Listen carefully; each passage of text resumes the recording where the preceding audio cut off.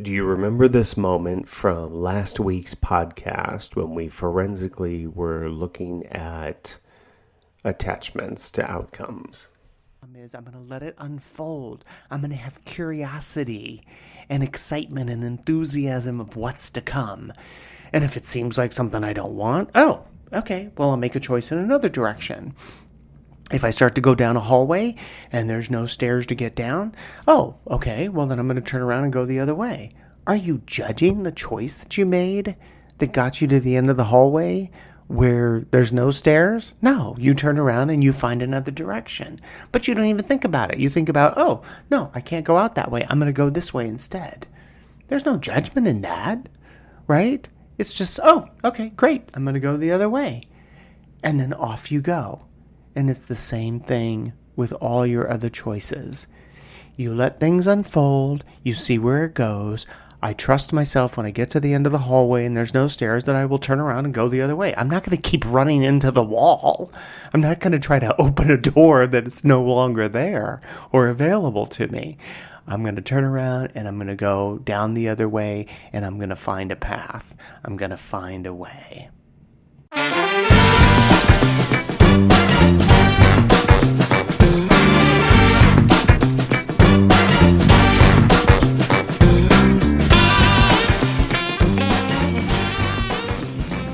Good morning and welcome to another episode of IconicFreedom, the formula. We are setting a standard for accountability and responsibility, the ownership of our choices, and the ability to respond to the outcome of those choices and everything that follows.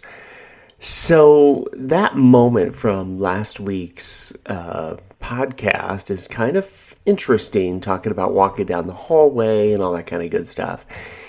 And the reason why, and if you get a chance, you want to go back and listen to it again as we deep dive into this week's podcast, well, I think there's something pretty interesting about it. And what's interesting about it is, and that's why I call this the rehearsal, right? Forensically, the forensics of rehearsal, because when we think about these things that are going on in our life and how would we respond knowing that we let go of attachment and we have responsibility and accountability, you never know how life is going to present. Well, wouldn't you know it, the universe came knocking. So let me tell you the story. So last weekend, I did the podcast and I had dinner reservations for 5:30 in the afternoon. And so, I'm staying at the hotel and I decide I'm going to head out to dinner around 5:09 p.m. So the timing is important as I tell this story because my reservation's at 5:30. So I'm leaving from the office side of the hotel. There's an elevator that drops you at the very bottom.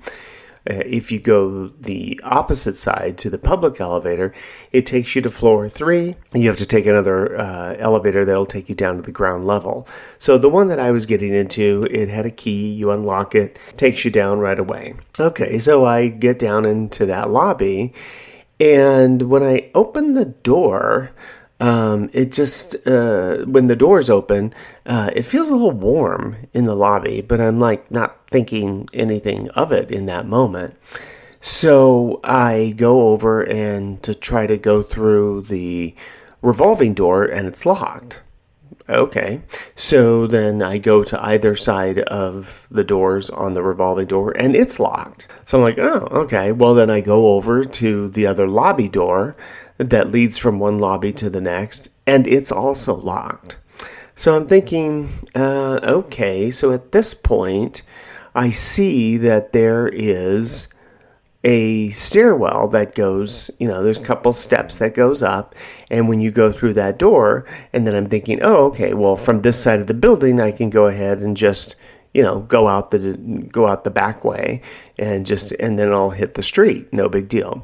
So, and I'm thinking, at one point, or I could just go take the elevator and go back up. And I thought, well, this will be fun. So I go through, and as I go through the door, what's interesting is that the door closes behind me and it has a combination on it.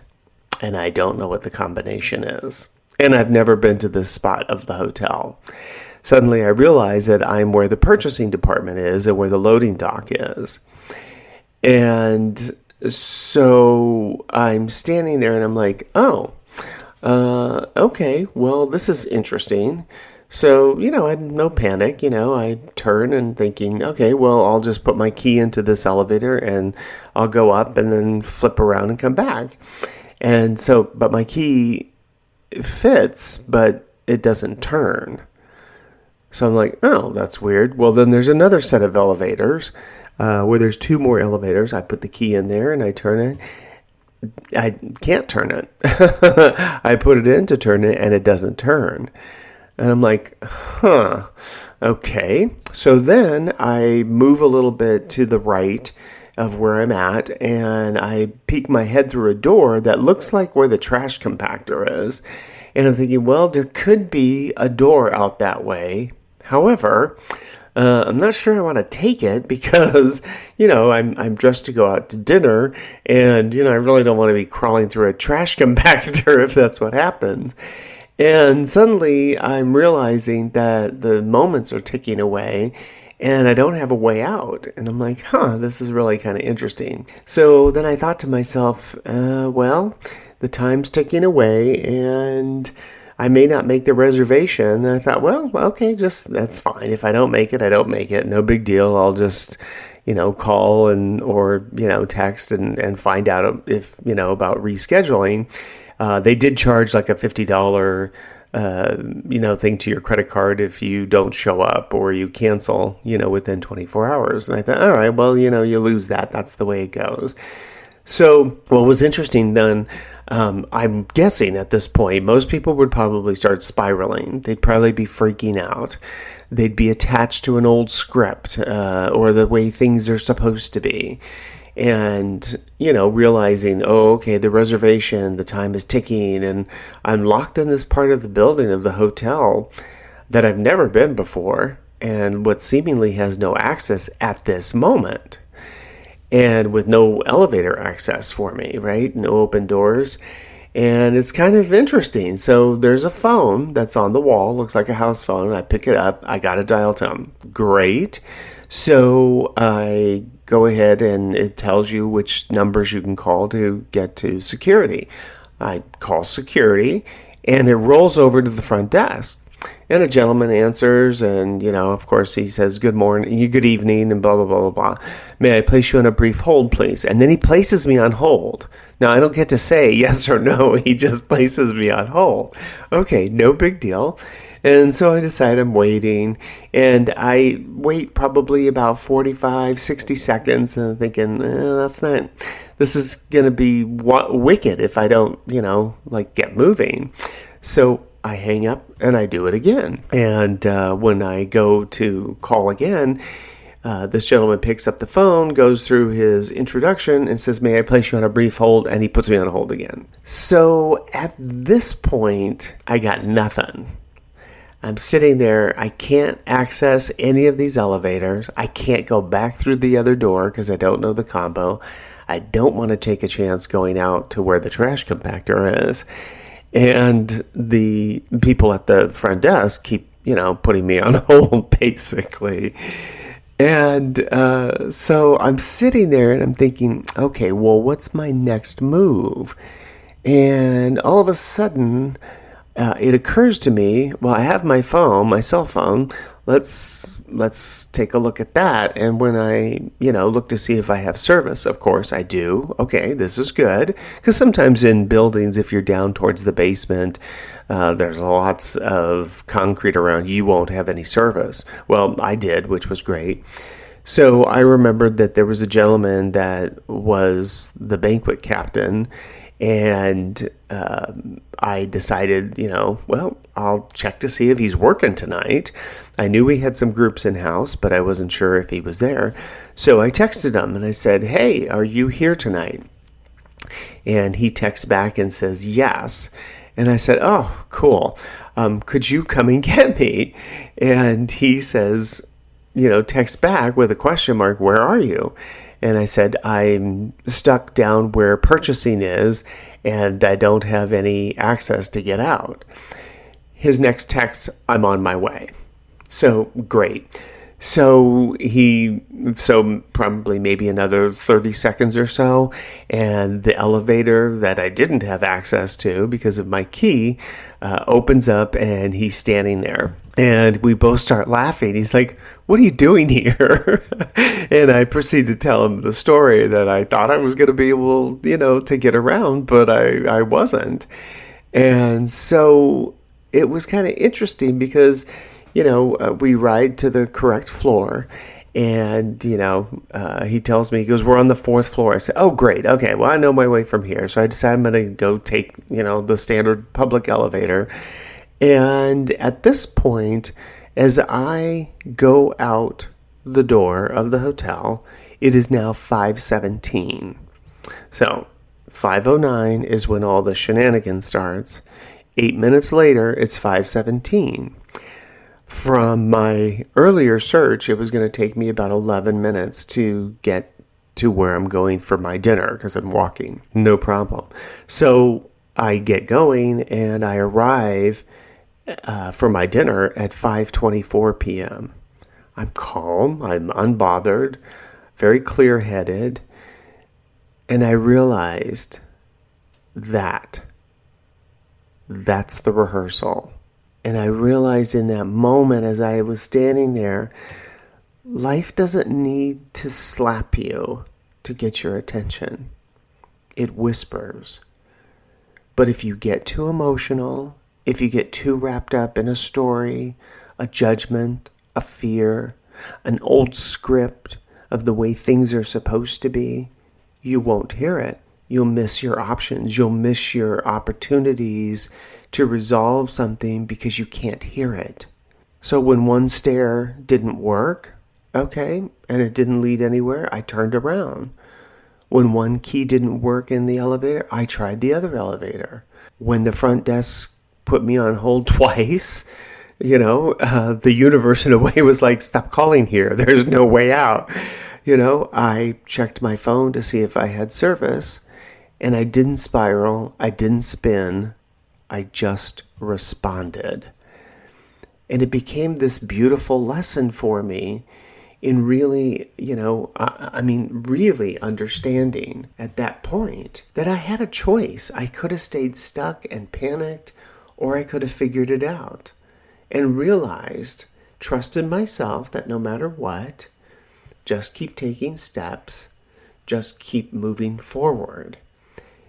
Quiet enough that I could hear for myself the next moment that popped into my head where I was like, "Oh, well, try this." Because I didn't get attached.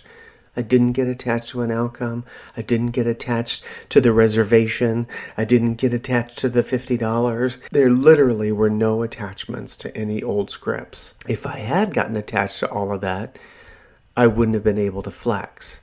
And I wouldn't have been agile mentally, and I wouldn't have been able to, I only would have been seeing the options that I thought what should be. I'm entitled to my own safety, and so, how come these other people aren't, taking care of me, that why did this person keep hanging up on me?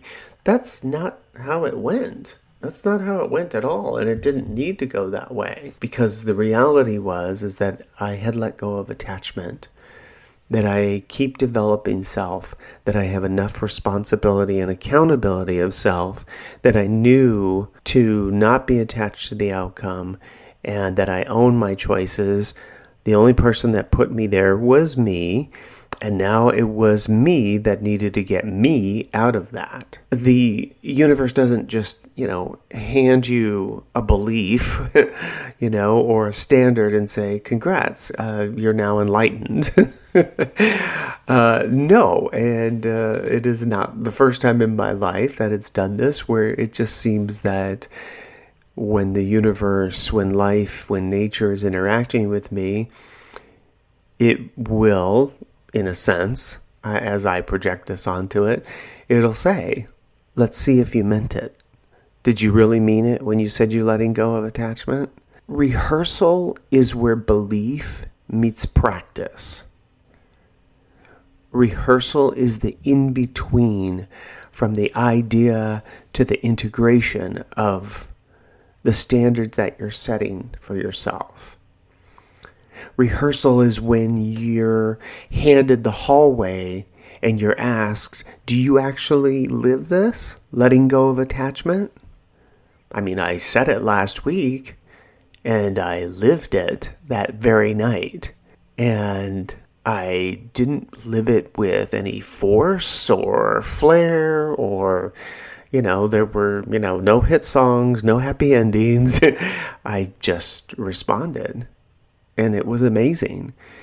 I have that happen to me a lot in life, but I just thought it was so unique of a story that it reminded me of the fact that we do rehearse, in a sense, when we create ideas for ourselves, standards for ourselves, and then we wondered, when I'm interacting with my world, what's that going to look like? Most people will, they'll treat these kinds of tests, if you will, the universe as a setback. They might get dramatized, they might feel victimized, why is this happening to me? But we already know that life isn't happening to you, it happens because of you and the choices you make. But what if those moments, the missed door or the rerouted plan, the hold music, what if that's not a sabotage, but what if it's synchronicity? What if it's the universe just checking in with you? You sure you're ready for what you said you want? You sure you trust yourself to lead from clarity, not chaos? What if the hallway isn't a block, but it's a mirror? You'll never master accountability if you keep looking to blame others or assign that blame to others. I'm going to say that one again.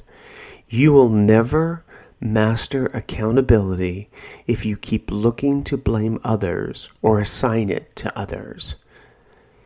And you'll never master responsibility if you keep looking to be a victim to the circumstances in which you placed yourself. So here's my invitation to you, if you will. What is the universe rehearsing for you right now? What beliefs have you claimed you live by, but maybe you haven't embodied? Maybe it hasn't tested you. What moments are popping up in your life that feel inconvenient, that might actually be perfectly timed practice for you? What was so interesting about that moment? And, so many moments before me and after that moment, after me in that situation was that I realized my approach, remarkably, to these things isn't, why is this getting in the way? It's, this is another opportunity to pivot. And I talked about that last week. Rather than seeing roadblocks in my life and speed bumps in my life, I see them as opportunities. Oh, okay. Well, let's look to see what else is going on or what other opportunities there are for me. And Friday, on my way to the airport, I realized when, I was gathering stuff from my room that I couldn't find something. And I thought, I wonder what this is keeping me from. What is this my, going around the hotel room trying to find my belt, which I had set out already, which I thought was kind of interesting. My going around the room trying to realize where I may have set it down was delaying me, but I didn't know what the delay was about. But I didn't sit there and get all worked up about it. It just made me wonder, with curiosity actually, is, what is this preventing from me? Because you never know. I mean, there could be moments where, You think that you're stuck in traffic, and yet it prevented you from being in an accident. You could think that, an elevator being slow is just, an annoyance in your life, when in fact, maybe it prevented you from getting up to the office at a certain time when things were going on. I'm sure you've had moments in your life where you've been delayed doing something or getting to where you wanted to be or that kind of thing. And then only to realize once you get there, wow, that's kind of interesting. All that shenanigans took place while I was being delayed. While I thought I was being, held back and, not had an ease of my morning. But ease in your life is all the time. But when are you not recognizing it? Are you rehearsing your life? Are you rehearsing your standards in a sense? Have you really claimed for yourself, but you haven't integrated? So here's an opportunity. Slow it down. Notice. See it for what it is. Rehearsal doesn't mean you failed. It means you're in training for the next level of yourself. And how amazing is that? This opportunity where you get to keep listening to this podcast and many other forms of resources that help contribute to you creating the standards for your life, to live your life and be happy in your life and enjoy your life and watch things unfold. And they get better and better and more enjoyable. But if you're not able to notice it, if you're not able to slow it down, if you're not able to have the universe go, oh, really? You ready? Let's test it out. And then to see it in action. And it's a beautiful thing as it unfolds, right? So thank you for walking with me today down this hallway again. And as always, let each care for self and all will be cared for. Hey, listen, if there is anything about this podcast that you enjoyed or that resonated with you, share it. Share it with your family and friends. Hit that like button. You never know if it's going to help them in their process and in their journey as well. There are all kinds of fun links down below. I'm on X, Twitter, the Truth Social, Facebook, Instagram, TikTok. Please, check out all of those. And as you go through your week, I hope you're able to have these moments where life presents moments to you where you're able to look back and say, oh, I thought that was a roadblock, or I thought that was a delay. And yet really what it was another opportunity for me to integrate my standards, being responsible, being accountable, and not being attached to an outcome. And that rehearsal that I had in my mind of thinking I was there now has given me the opportunity to actually put it in action.